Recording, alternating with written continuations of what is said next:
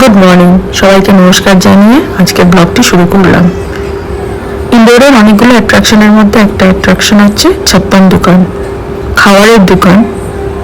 Mainly ভেজই পাবে, একটা কি দুটো দোকান নন ভেজের পাবে, কিন্তু অথেন্টিক টেস্ট আর এই অ্যাম্বিয়েন্স মন খারাপ করবে না। ডিপ্রেশনের জন্য হাই ডোজ ওষুধ। এখানে আসলে ঘন্টার পর ঘন্টা তুমি কাটিয়ে দেবে।